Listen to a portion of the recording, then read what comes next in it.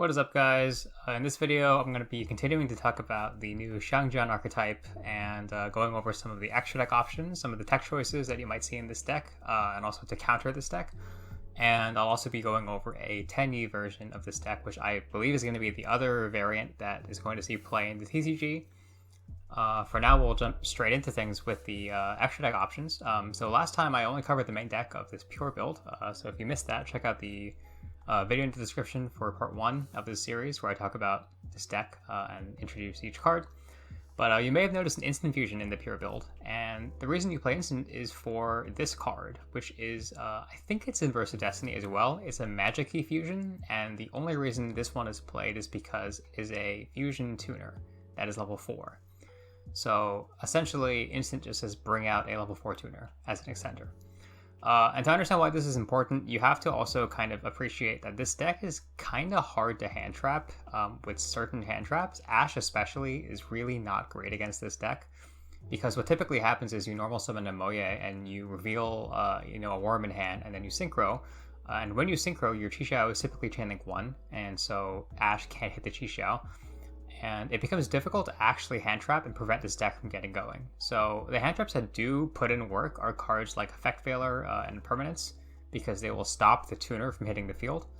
And then of course, if the tuner's not on the field, you can't really go into your synchros. So naturally, the cards that beat those hand traps are tuner extenders.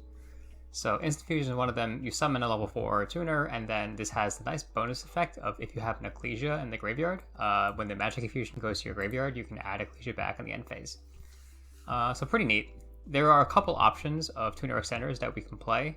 So like Quick Launch is one of them, Unexpected Die, Gold Sarcophagus to banish a trap, for example. And Instant Fusion is just a pretty popular one currently because of the synergy with Ecclesia, and being able to do other little versatile stuff like make rank 4s, which I can talk about later on in the video. You can also feel free to play cards like Millenniumized Restrict in this deck, although I don't believe I've typically seen that in the first place. Next up is the archetypal cards. There's 1 Cheng-Ying and 2 Chi-Xiao. I don't think there's much to explain here. You can play 3 Chi-Xiao, you can also play more than 1 Cheng-Ying, but I think these ratios are standard, and there's not much reason to mess with them. You might want to be going up to 3 Chi-Xiao in maybe builds with Prosperity, like pure builds, but even in those builds I've seen 2 Chi-Xiao, and so it's not really that huge of a deal. They're great cards, but you don't need to run like 3 and 3 of them. Next up, as we get into the generics, we have Adamascipator Risen Dragite. So a throwback card. Typically it's Adamascipator that plays this, but in this deck you have Moye, which is a water. So being able to go Moye into Dragite instantly gives you a spell trap negate, which is really nice to have, and every once in a while you can use the Excavate effect and you can hit a Nibiru and you can get rid of stuff, which is cool. The reason the spell trap negate is nice is pretty obvious, but also note that Chi-Xiao can only negate effect monsters, so it's not exactly like Hot Red Dragon Archfiend Abyss. It's a little more limited. So you have your Chi-Xiao to cover monsters and you have Dragite to cover spells and traps, which is cool. So this is just a great flexibility option in your extra deck. And that's going to be the case for most of these synchros, honestly. They're just there as flexibility. So keep that in the back of your head. A lot of these are not essential, and a lot of these are not going to come up every game, but they will come up over the course of many games, and you'll be glad to have a toolbox available to you. One of the ones which I think does come up almost every match is Basha, Brightness of the Yangzing. People also say Baxia, which I personally think sounds cooler, but I believe Basha is authentic, so I will try to be a little authentic in this video. This card's effect is really, really good. So it needs a non-tuner worm, same as Chi-Xiao, but your entire deck is worms, so that's not really a big deal. And basically you can spin back up to 2 cards into the deck when you synchro summon Basha. So you will be spinning up to 2 cards when you use Taya, because Taya is a wind and the token is a water. However, if you use Moye and a token to summon Basha, you only get to spin back 1 card because they're both waters. And of course, in the Tenyi build, if you use 2 different Tenyis to summon Basha, you will also be able to spin back up to 2 cards. So this is excellent removal. You can just immediately threaten out negation, and they have to kind of flip it on this Basha. And then also, similarly to Chi-Xiao, you can even like chain block this with your starter effects. So like you can go Basha chain link 1, Moye chain link 2 to draw, and then if they have some kind of negation, like I don't know, like Boral Savage for some reason, and they haven't used it by this point, then they can't negate the Boccia anymore. So that's always nice. After that, it's got a really cool revival effect, which seems gimmicky, but this actually comes up quite a bit in this deck, where you can target a card you control and a level 4 or lower monster in your graveyard, and then you can pop the first card and then special summon the second card. So this leads to some really cool combos with Taya, where when you break boards, you will be synchroing into Boccia with Taya, and then Taya will dump Moye, and then Boccia can bring back the Moye that you sent off Taya. And so those let you like not only clear boards, but also continue to extend, which is, I think, one of the coolest interactions in this deck. And I can show this off in the combo section a little more. So this comes up more than you'd think. And finally, if you've been reading this card carefully, you'll notice there is no hard once per turn clause on this card. So if you can summon 2 Boccias in the same turn, which is very doable, you can just nuke your opponent's entire field. So this is, I think, one of the best cards in the extra deck, and you'll see it's the only one in here that's played at 2 copies besides for Chi-Xiao, because I think it's personally that good. Next up is Draco Berserker of the Tenyi. This is a cool little card with a banish effect. So when your opponent activates monster effect, you can banish it, which is really solid in some matchups. Unfortunately, it doesn't negate the effect, so if your opponent reveals a Nibiru and you chain Draco Berserker, then you will banish the Nibiru, but it will still tribute everything, so it doesn't really stop Nibiru, which is not the greatest. It also has a cool battle effect where you can kind of OTK with this card into very specific boards. When they have like 2 monsters, you can just attack twice and do a ton of damage. This card is very situational. It's not really mandatory at all. One reason you may want to play this card is in the Tenyi build, sometimes you are locked into worm monsters and you want like good worm synchros to summon. And so if you want to end on like a Chi-Xiao and the Draco Berserker, then that gives you a little extra disruption. Next up is Omega, another one of these cards that is really not mandatory, but it's just nice to have. You have easy access to level 8 synchros, and Omega is just a cool card. If you resolve Gamma on your own turn, which is very easy, then you can also go into this, and then you can banish the Omega and just do your regular combos from there. I say it's easy also because if you look at these cards and you look at a card like Ash Blossom, you'll notice that there's not a lot of windows where Ash is that good.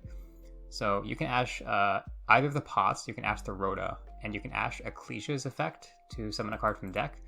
But since Ecclesia tributes itself, it means that if you Ash any of these cards, you can be Gammed on that Ash, which is really scary.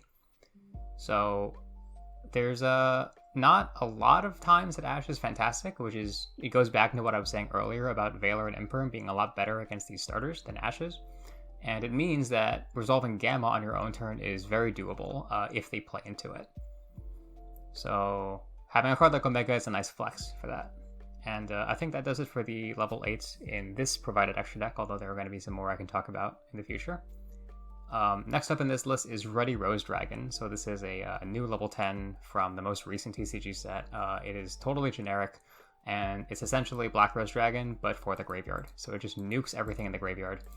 And then it has another cool effect which negates effects that destroy cards, and then it can tag out and summon a Black Rose.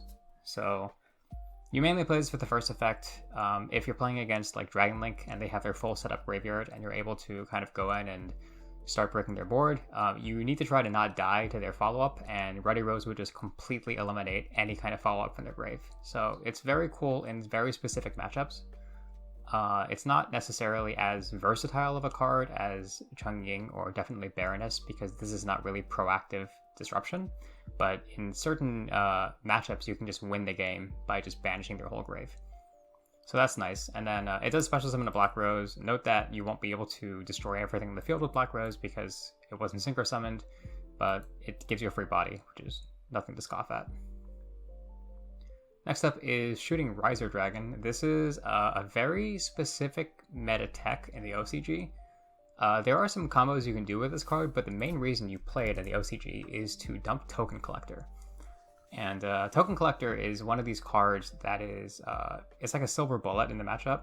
So basically this deck is difficult to stop, like I said, and Token Collector is one of these cards where not only do you pretty much always stop the starter 100% of the time, but you also stop the extenders like Longyuan.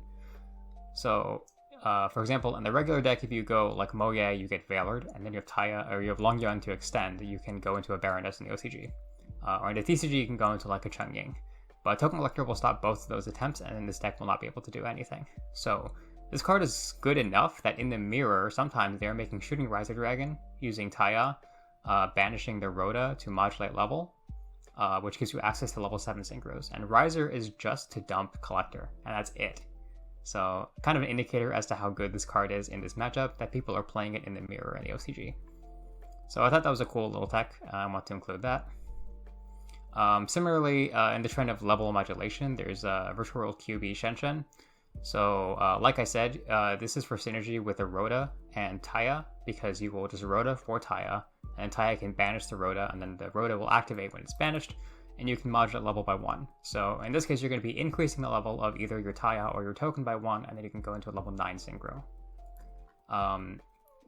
Always, the problem with lines like these is always that you kind of give up Chi Xiao to go into like a 7 or a 9. And so the card has to be really, really good in a specific matchup for you to justify it. And Xiangjian is one of these cards that you might see run because it is just that good in certain matchups, like Sky Striker, Outledge, for example. Just having a Xiangjian on the field can be extremely oppressive. Last up is Yazi. Similarly, this is also a generic level 7. You would go into this with Taya. And Yazi basically destroys an opponent's card, and then it special summons a worm from the deck. So you can use this in a similar method to Basha as like a board clearing tool that also then gets a Moe from the deck afterwards, and you can keep comboing. So it's in there for that reason. It has a slight advantage over Basha because it can't be targeted. So I guess very rarely this will come up into actually being useful. Although I think most of the time Basha will accomplish the same amount of work as the Yazi will. But it's a cool card to have. I don't know if it's going to be standard, but I've seen a lot of lists run this. And you also have the option to make this card with like an Ash Blossom and a level 4. Which probably doesn't come up that much, but I guess in the games it does come up, you're going to be happy to have it.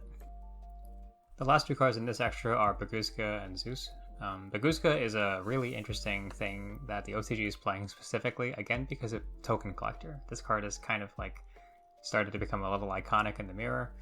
And in the mirror, what happens is that you will have these Token Collector wars where both players will have their own Token Collectors, and you need ways to get rid of it because you also can't play under your own Token Collector. So something that the OCG is doing sometimes is making Baguska with them. And Baguska is a very strong card in its own right against this deck, because this deck is pretty much all synchro monsters and doesn't have a great way to out this. It also puts in work against like the Flunderies matchup. But yeah, you make Baguska and you can stall for a turn, and then on the next turn you can attack with Baguska and then make a Zeus on top of it. So a cool little tech option that is probably a little better in the OCG than it is over here, because I don't think we're going to have these Token Collector wars in the mirror match in the TCG, but I can touch more on that later. So for now, this is just a sample 15 card extra deck. There's not really much to take away from this. A lot of these, like I said, are techs. I would say the most essential cards in your extra are Chixiao, Chengying, Baxia, and then if you do play it, Baroness. Although, again, this is going to be under the assumption that we don't have Baroness. So, yeah. Going to dip into some potential other flex options you can run. Not going to spend too much time on these because a lot of them are pretty self-explanatory. So Baroness I've touched on in the previous video. Great card. Crimson Blader is something that the OCG is playing again. This shuts down the mirror because you can attack over anything, any one of their small guys, and then they are locked out of their Chixiao next turn. They're locked out of their level 10s. They can't even summon the Long Yuan from hand. And if they don't get rid of the Crimson Blader, you can keep destroying monsters with this. So, great card for the mirror, and of course it has utility against other decks that summons high-level monsters. Again, Flunderies is an example, right? Like if you kill a small Flunderies, and then they can't tribute summon any giant monsters, and the big monsters are the ones that actually do damage to your board. So, cool card. Scarlet Red Dragon Archfiend, this card is for time, primarily. If you do play in an event that has time, or locals that is timed, then this card could be useful. This card and Dark Strike Fighter are technically both options, and so, kind of cheese options in the side to consider. Final Sigma is very situational. You can play this, but it's a little difficult. But for example, you can go into your Chixiao, and then you can make Final Sigma using like Instant Fusion as an extender, and just like slap them in the extra monster zone, and then just use them to stall against the deck like Striker. This is the fun one. Krishan Koryan Gandrax. This is for primarily the Tenyi build because they'll have a level 1 tuner. And so you can go your level 1 tuner, which is usually at Hara, although Effect Veiler will work, plus one of your starters and your token, and then it's just massive graveyard hate. It's basically you pick up to 3 monsters in their field or graveyard and you can banish them. And then this also floats, so since you banish stuff decently frequently, you can just bring back cards that get banished. So not really a great card, but this is funny, one of my favorites. Dawn Dragster is another one. This is for spell trap stuff.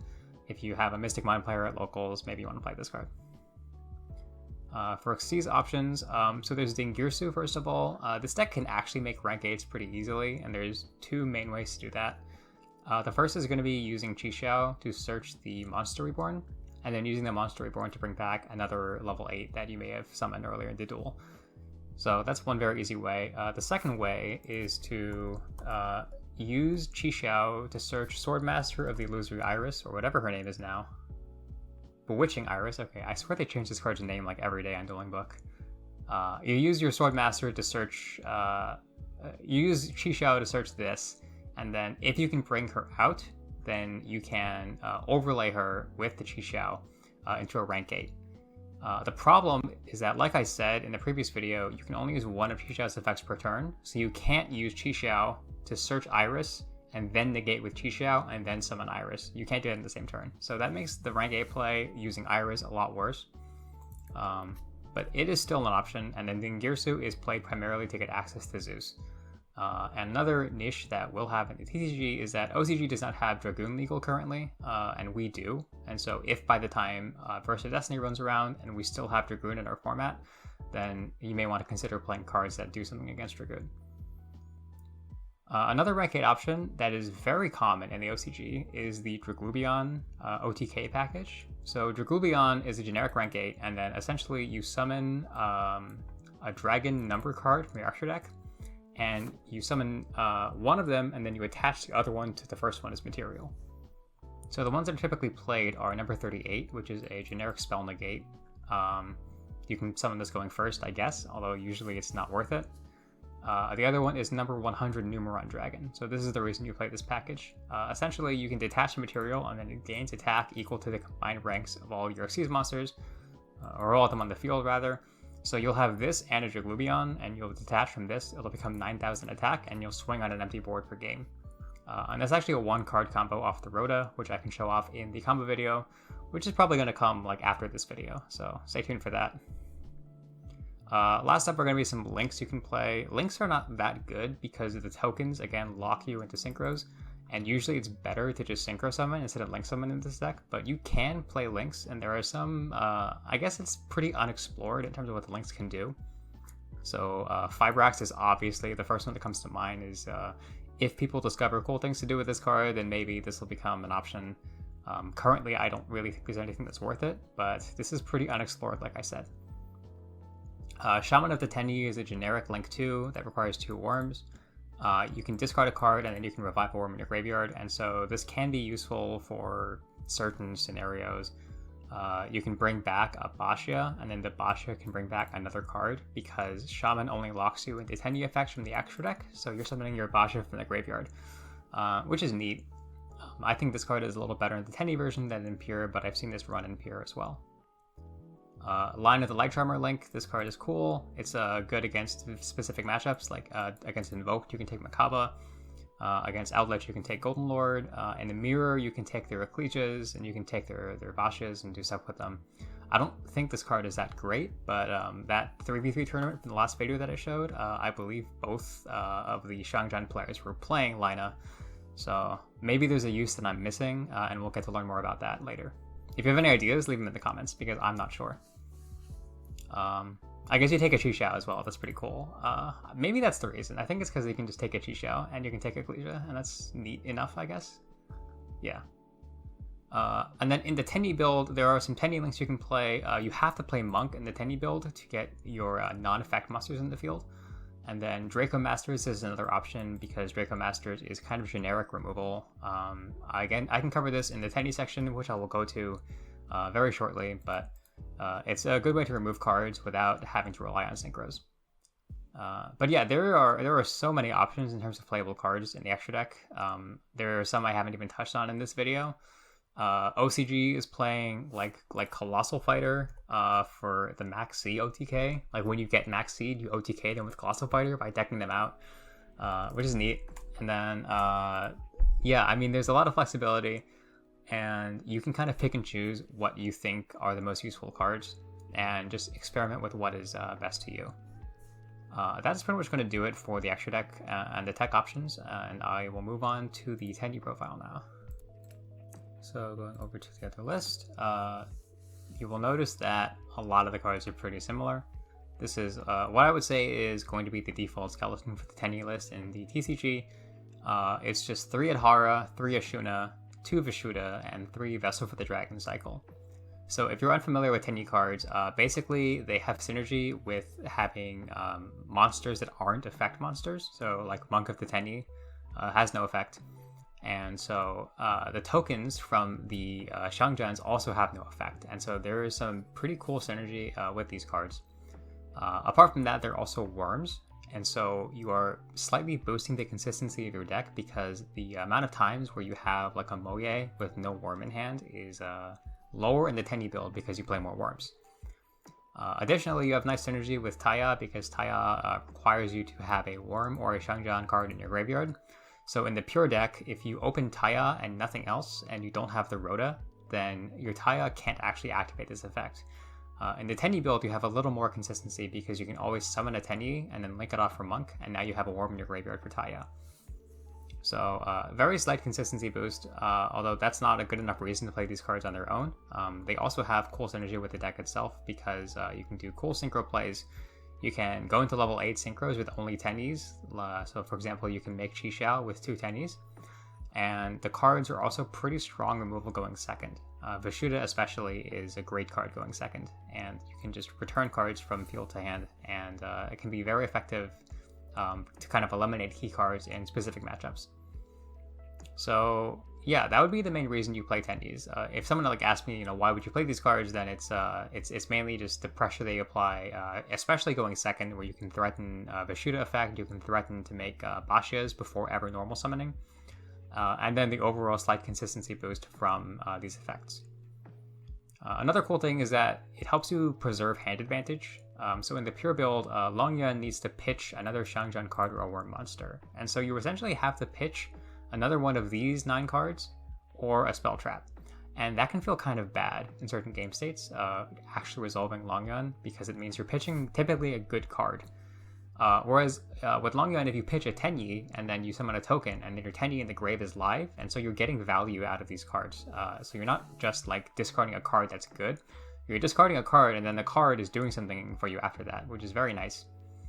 Adhara also adds back banished worm monsters, so you can add back like other Tenyis, and then you can discard them for Longyuan, which is really cool value. And another really cool thing is that because this is generic, it adds back any banished worm. There are cool things you can do where you can use Taya or Chi to banish a Xiangjian card that you want in your hand, and then use Adhara to grab it back. So there's a lot of really nice synergy in this deck, which I think makes it one of the most viable versions in the TCG.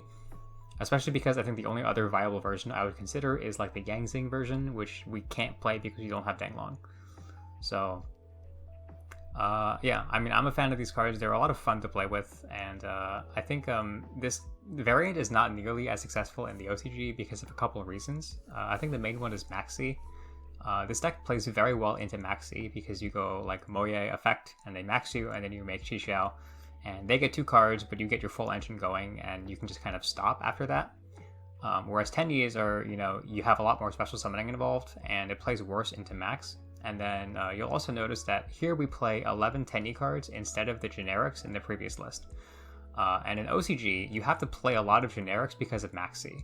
So you have to play your own Max. You don't have to, but you typically will see your own Max, Ash Blossom, Call by the Grave, and Crossout Designator in a lot of OCG decks, and one of the main reasons is to fight Maxi and to fight your opponent's counters for Maxi. So obviously in the OCG they don't have nearly the amount of room as we would because of all the space they have to dedicate to generics, but that's more an explanation for why this deck, this variant may not be as successful in the OCG, but may be better here. So food for thought. We won't really know until we actually get the cards, but I am a big fan of these cards in general. As for the extra deck, a lot of the cards are the same as in the previous list, and there's not much that's different to talk about. I think the main stars of the show, the extra deck Link Monsters I've already mentioned. Basha I think is substantially better because you can threaten out Basha using only Tenyi cards, and then you can force out Disruption and then normal summon a starter after that, which I think is really, really good. And then CHAOFENG is the one I really wanted to talk about. This is not covered in the previous section because CHAOFENG is exclusive to the Tenyi build. So what CHAOFENG does is that if you synchro summon it using Xiangjian monsters, then your opponent can't activate the effects of monsters with the same original attributes as the Xiangjian monsters you use for synchro summoning. So in this deck, you summon a Basha, and then you summon an Adhara. And the Adhara is a level 1 tuner, and you synchro this with the Basha to summon CHAOFENG. And so what happens is that your CHAOFENG, while it's on the field, your opponent cannot use light effects. And that means they can't use Nibiru, they can't use Veiler, they can't use Ghost Ogre, and they can't use Gamma. And then if they're playing a deck like Drytron, you completely shut them out of their deck with this one card. So I think that's very strong, and it is the... I mentioned this deck having counterplay against Nibiru before, and this is one way to do it. You make a light CHAOFENG using Baksha, and it just shuts off all their light hand traps, or it forces them to drop cards like Nibiru and Gamma suboptimally earlier on, and then your starter is safe from those cards. So very, very cool.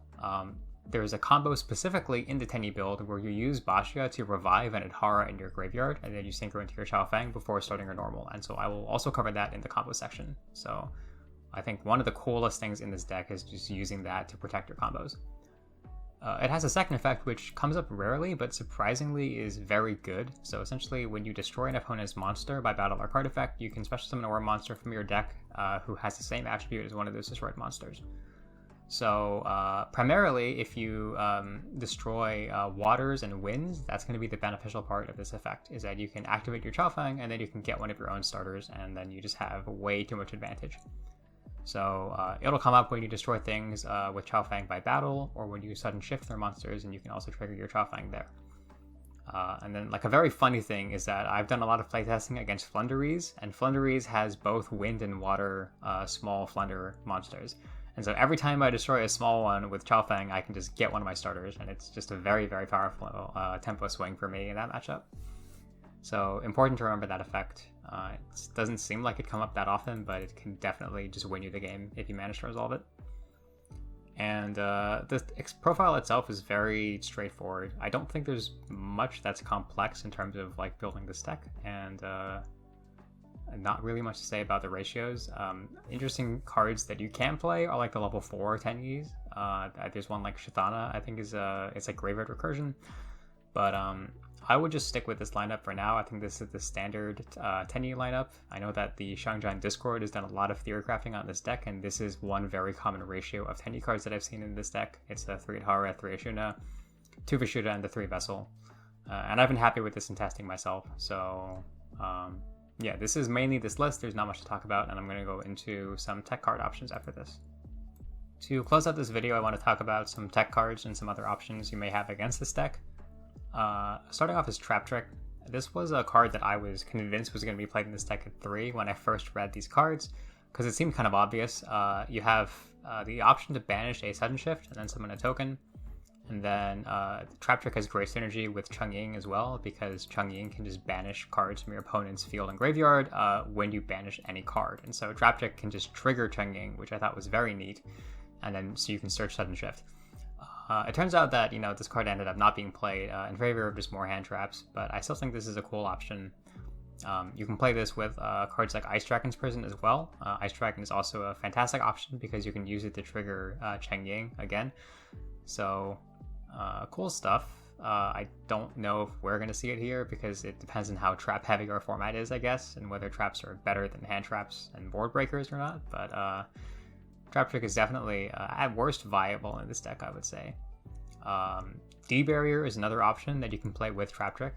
This card has been somewhat seeing play in the OCG as well, which kind of goes to show how strong this deck is and how people are now suddenly all attention is on this deck as in like the new hotness out of Burst of Destiny, because D-Barrier is very specifically for this deck. I don't think there's other decks in the format that care that much about D-Barrier, and so this card seeing play kind of indicates that this deck is very threatening.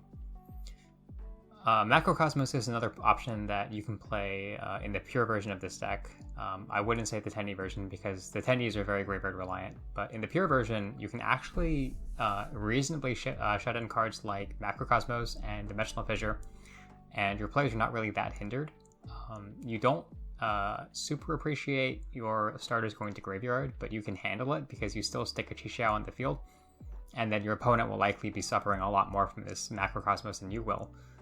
And speaking from experience, when I've been playtesting and my opponent has dropped like a Dimensional Shifter on me, it's been like annoying, but it hasn't been like game ending, and I've won plenty of games through Shifter by just doing very conservative Xiangjian things, and it's worked out. So this is an option, especially in pure when you have like 5 pots and you can Prosperity to dig for a Floodgate. I think it's very oppressive, and we could see this card in more pure lists. Although again, if the mirror becomes super popular, and then cards that don't really affect the mirror that much are not really going to be desirable in the main deck either. Next up is a card that I've mentioned many times in these 2 videos, is Token Collector. Again, this card is one of the more reliable counters to this deck. And so this is not going to be so much to talk about Token Collector as it is to talk about cards that you can play against Token Collector. So one of the first is Forbidden Chalice, because Token Collector summons itself and then it activates to destroy tokens. And then the effect where neither player can summon tokens is also continuous. So if they summon a Collector and then they activate the effect, you can just chain Chalice and negate the Collector, and then you can just do all your normal stuff. And you'll get enough advantage in that turn that you don't have to really worry about Collector being a problem anymore. And then Chalice, I think, is just a fantastic card for the game in general. We saw it played against like Tri-Brigade currently because you can activate it in Soft Shurag. It's good against different matchups. It's very versatile. Makes me happy to see this card being used. And I think that stays consistent post-Bode as well, because a lot of these decks in Burst of Destiny are also hit by Chalice. Against Flunder, Chalice is extremely good, going first and going second. Against this deck, you can Chalice their Chixiao. You can Chalice important cards, and it just trades very well. And I think as long as the format is not super unfair, then Chalice is a great card to run. And in this deck, it'll have the double utility of stopping Token Collector. Talents is another one of these. This is another card you can definitely play in this deck. So not as effective as Chalice because you won't be able to stop your token from dying. But if they Collector you, you can Talents, and then you can either look at their hand and try to cripple them for the next turn, or you can even take their Token Collector, and then you can make a Baguska using Collector on your own level 4. So this is an option. The other main thing is that, like I mentioned, a lot of hand traps are not that effective against this deck. And so playing Talents is really like you're hoping that they're going to like Gamma you or Valor you, or I guess Nibiru you, and then your Talents will be live after that, which I don't know if that's necessarily worth it. So this will be format dependent. This is also good into like Dragoon, like I said. Like this is not something that the OCG has to worry about, but it is something that we will have to worry about. So going to be format dependent. Next up is this slew of level 4 tuner extenders that you can play to get around cards like Collector, Impermanence, and Effect Veiler. So in all those scenarios, you are left with a level 4 monster and you need a tuner. And so the natural train of thought is, how do I summon a level 4 tuner? So there's instant, like I mentioned before. You can play Quick Launch for Rocket Tracer. You can play Unexpected Die for Angel Trumpeter. And you can play Gold Sark to banish Sudden Shift, and Sudden Shift will summon a token. So all of these have their pros and cons. Like I mentioned, Instant has great synergy with Ecclesia because you can recycle this. Gold Sark is great because you can add back Sudden Shift in 2 turns, and you don't have to like shotgun this before anything else, and you can even banish other cards with this, and then you can add them back with different other combos. The immediate problem with Gold Sark, of course, is that if they have a Token Collector, then your Gold Sark is not doing anything, because you can banish your Sudden Shift, and then you can't summon tokens, and you're screwed. So those are definitely the immediate pros and cons. And then Tracer and Angel Trumpeter are cards that I have not seen in OCG lists, and I think they're a little unexplored. but they're designed to do the same thing. Tracer is a more flexible card because you can quick launch at any point, whereas for Trumpeter you have to use Unexpected Die at the start of the combo. Unexpected Die also has cool synergy with the Tenyi build because you have a normal monster and this does not conflict with your Tenyis at all, so that's actually very neat. And you can do things like if you have Ashuna and Unexpected Die, you can Ashuna out a level 4 Tenyi and then you can synchro with your Trumpeter into like a Chixiao. So these are potential options, which I don't know for sure if they're good or not. My gut feeling for these cards personally is that they feel a little too fair. Because like the whole idea of this deck is that you don't have to use 2 cards to get a synchro monster on the field. Like you don't have to summon a tuner and a non-tuner, right? You have one card that does it for you. And so it feels like if you're jumping through hoops to kind of synchro summon properly, even if it is to have counterplay against a card like Token Collector, it feels like it's a little too fair, and it doesn't feel good, I guess, to play these as like band-aids against like a certain disruption. But that's just my gut feeling, and I guess we'll see if these catch on in popularity. Coming up next is another card that has been getting a lot of attention in Versus Destiny. It's a Small World. I think most people have heard about this card at this point and have a decent idea of what it does. I don't really have time to go over the whole effect in this video, but suffice it to say that it can be useful in this deck as well. So in this list in particular, I believe every single Tenyi and every card in the deck gets you to either Moye or Taya, so a starter. Besides one of the starters itself, obviously, but the point is that, you know, you can convert these to starters, which is great for consistency, which I think is neat because it means you can turn like a Tenyi by itself or a Dead Hand Trap into a card that lets you play the game. And it's a little costly because it's 2 cards for 1, but if that card is a starter, then you can get your Chixiao going, and your starters give you a lot of advantage as well. I think Small World is substantially worse in the Pure version because Pure has to banish another Xiangjian or just a hand trap in general, and they don't have these Tenyis, which are a lot freer to banish. Like, you're okay with losing these more than you are okay with losing Xiangjians. And moreover, the Pure build doesn't have as many bridges, if that makes sense. If you know how Small World works, you need cards that kind of bridge 2 different cards in the deck, and the Pure build doesn't have as many ways to search Moye and Taya as the Tenyi build does, because these are all worms, and so it's easy to find these bridges. So it's a lot worse in Pure, in my opinion, and one interesting thing you could do is play like 1 or 2 Tenyi cards just to have these bridges for Small World. But I'm not sure if it's necessary. There are like 12 starters in the deck already if you play 3 Ecclesia, and then you max out on your starters in Rhoda, and you play 3 Desires, and then Pure can play like 5 pots. And so I don't know if it's necessary to have a card like Small World where you're losing cards for consistency. But definitely we'll see if this card sees play. One card that has seen play, which I think is hysterical, is Fusion Destiny, which is probably one of the last cards you expect to see in a Worm deck. So this card is basically Shaddoll Fusion from deck, and then it locks you into Dark Hero monsters after it resolves. And so you use this to summon a new card from Versus Destiny, Destiny Hero Destroy Phoenix Enforcer.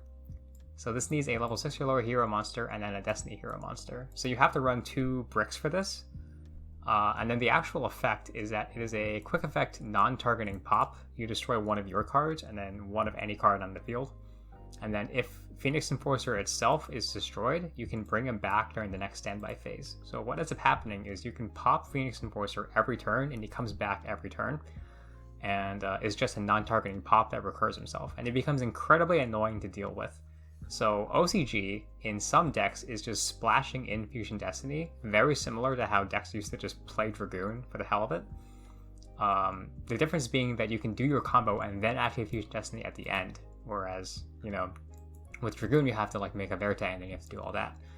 So if you hard open this, it's a lot better. You can also Verte for this still because it is a fusion card. So it's a cool option, and it lets you, like, I'm gonna put this in massive air quotes, but it lets you like beat cards like Token Collector, because you just summon a giant Destiny Hero that completely ignores your regular game plan, and then you hope that this is enough to deal with your opponent's board until the next turn, where you hopefully have a better way to actually deal with Token Collector.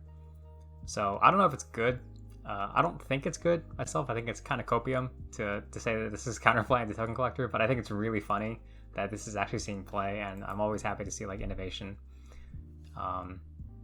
Yeah, moving on to close out the video, I'm going to talk about some side cards I think are solid against this deck. Because I don't think this deck is the kind of deck that makes like unbreakable boards that you can't do anything against. I think, I don't know if I'll call this deck fair, because I don't think that's the case, but the boards are something that you can play into, and there are effective side options that allow you to do a lot into their cards.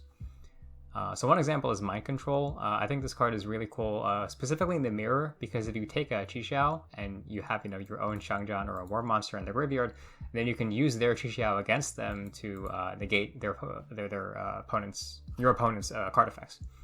And so that's cool. And the other cool part of Mind Control is that you are denying them the warm body on the field, because they need a worm on the field for Sudden Shift to be alive. So if you can get rid of their warm bodies, it not only turns off their monster negates, but it also turns off the Sudden Shift itself, because they can no longer target a worm on their own field. So Mind Control is a cool way of doing that, especially in the mirror because of the negation. Lightning Storm is good as well. You can just destroy monsters, destroy spells and traps. It's very self-explanatory. If they summon monsters in defense, you can play other cards on your side, like even Raigeki I think is really solid against this deck. Raigeki, Dark Hole, Kaiju Slumber, Book of Eclipse even. These are all options that, I think the strength of removing their monsters while also turning off Sudden Shift is very, very nice. Keep in mind also that in the TCG, we don't have Baroness for about 2 months after the actual set comes out. And so we don't have these spell negates typically on turn 1. The only card in the extra deck that negates spells is Dragite, and you're not really making this on turn 1 most of the time. So cards like Lightning Storm are very, very good at getting rid of all the monsters with very little counterplay, because the Xiangjian player is not going to nut all over the board in turn 1. They're going to typically just have a Qixiao and then a Sudden Shift set, and then hand traps and follow up in the hand. So like I said, it's not the kind of deck that puts a super unbreakable board, and it's the kind of deck where you are trading resources. But this deck is just very efficient with the way that it trades resources. But that being said, I think that makes it very possible to side against, and I'm excited to see what people come up with in terms of techs to side. There's also, like I said before, there's Talents and there's Chalice. I think these cards are both great. Chalice especially is, I think, really good because you can, you stop Qixiao. If you have this going first, you can stop their starters, and you can, this is basically another impermanence against their starters. So I think these are some really solid options. Yeah, that's going to be it for this video, I think. I think this is just another video where I've rambled for 30 minutes. So if people actually enjoy this, thanks, because I didn't think people would enjoy listening to me ramble for this long.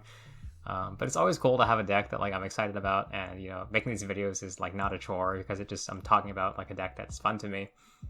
And I'm gonna follow this up probably with some combo videos. So I think I have some combos for Pure and some combos for the Tenyi build lined up, and that should be out in probably 2 to 3 days. So like and subscribe if you want to see that, and stay tuned because that should be coming out shortly. Yeah, until next time, peace.